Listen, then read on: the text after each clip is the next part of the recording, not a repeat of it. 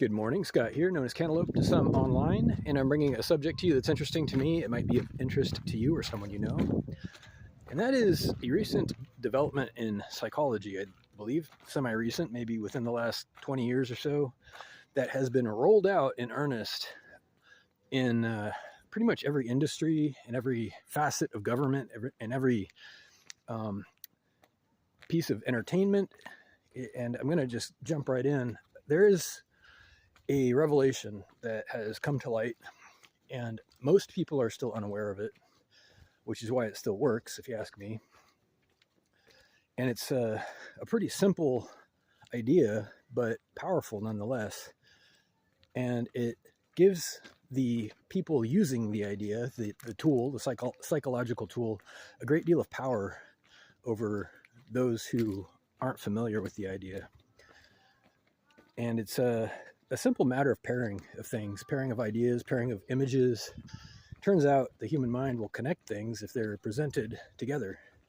And that connection may not be relevant or appropriate or significant until, later on, or given a great number of pairings, it kind of can create a vector, an attitude or a behavior, a program basically that will create, for lack of a better way to say it, inertia or momentum in a certain direction, usually towards a pre-decided goal on the part of the person using this thing. Now, I'm going to try to say that again in a better way. So imagine you have, you're watching TV or whatever, your streaming service, and some commercials come on that make what used to be called subliminal suggestions, where a picture is presented that seems completely on point and innocent, but there's an extra piece of information usually, and you'll see this once you start looking for it. The extra information doesn't necessarily fit in with the advertisement or the show or whatever you're watching, the music. It's just seemingly random and superfluous, but it isn't random, and it makes more sense when you look at it in the context of the greater point that the thing is, if that makes sense. So the picture combined with this extra information, also combined with all of the other pictures that you see in other advertisements or media, creates an image. And the real insidious part is that you don't necessarily consciously perceive this, but it controls your assumptions, your belief, your reflexes, your mental reflexes, when how you feel about a certain thing. So, consider that things have an emotional charge, first of all. There's a common or conventional feeling about many, many things. And I don't want to draw too many specific examples because those will all be debatable, but you can imagine pretty easily what I'm talking about.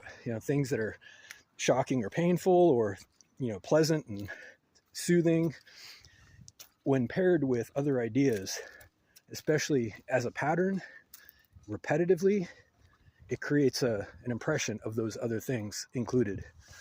And this is what I'm trying to say, is it's extremely prevalent, and it's being used very intentionally across the board. The reason I mention this isn't to scare people, but to make you aware of it, because then you can defend yourself. You can start to recognize it and filter it out. It's actually super easy to filter out once you begin to see it at face value. You can block it mentally. You start to perceive these messages, these pairings of ideas, and what will shock you is how frequent they are once you start to see them.